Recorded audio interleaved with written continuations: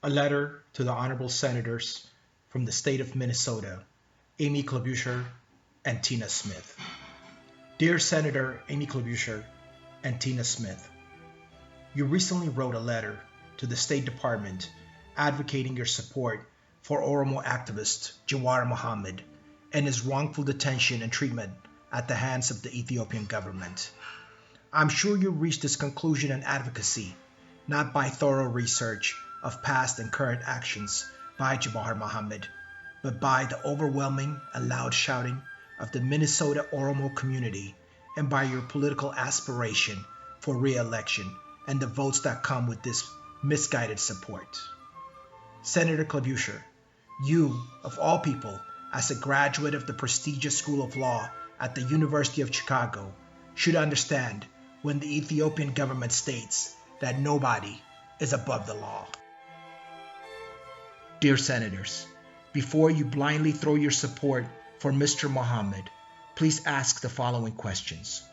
Under what circumstances was he arrested? Why did 240 people die after the killing of Oromo singer Hachalu Hundessa, with millions of dollars worth of properties destroyed, and who were those responsible for their deaths? What exactly is the Minnesota Oromo community saying and advocating during their very vocal and angry protests in the streets of Minnesota? If you can answer these questions with confidence and still choose your political aspirations over the truth, then feel free to walk down this dark path and know that history will judge you unkindly for this blind support.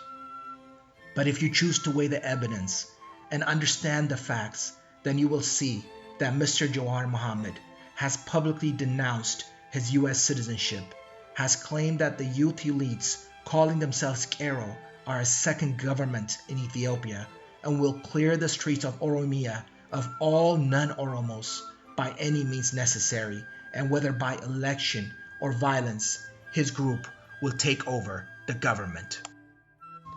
Dear Senators, I will lay out some facts for you to consider, which can be vetted easily by you or your staff, as this is all public information.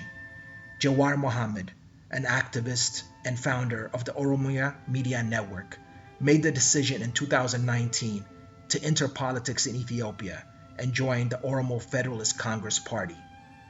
Per Ethiopian laws, under the Ethiopian Electoral and Political Parties Proclamation, Article 63, any party cannot have members with international nationality.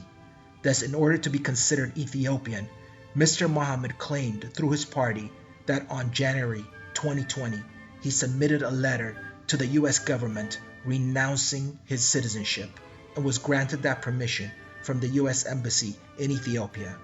And that proof was submitted to the Ethiopian government with his application for readmission as an Ethiopian citizen.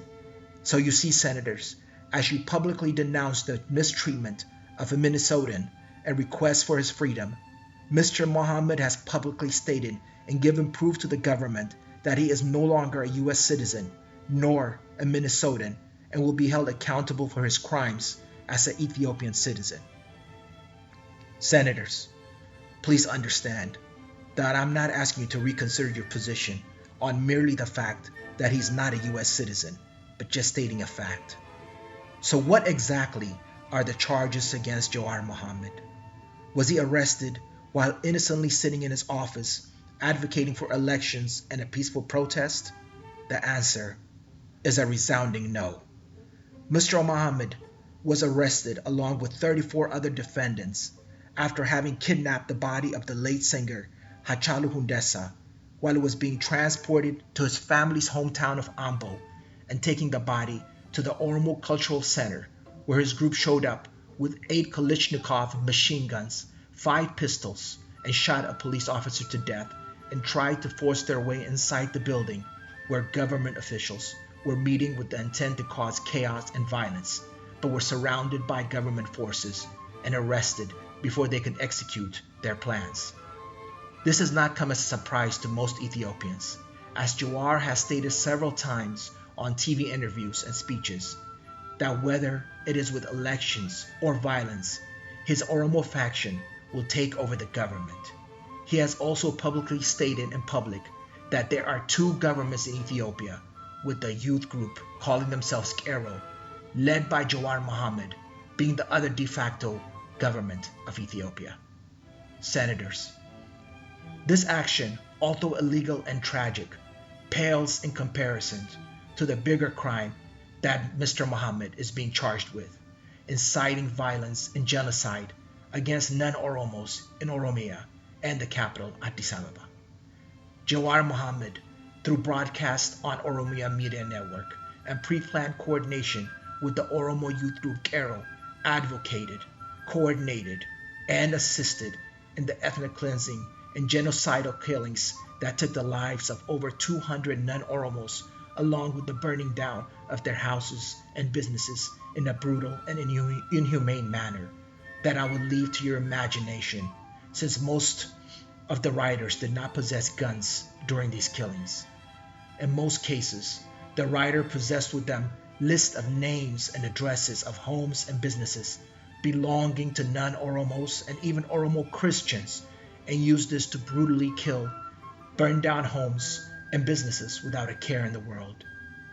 Dear Senators, again I say to you that this doesn't come as a surprise to most Ethiopians, as Jawar has claimed while living in Minnesota that Oromos will cleanse the street of Oromia of non-Oromos, claimed on Al Jazeera that he is an Oromo first before he's an Ethiopian, and proudly bragged to a Muslim audience that in the city he grew up with, Christians are forced to live in fear due to Muslim retribution.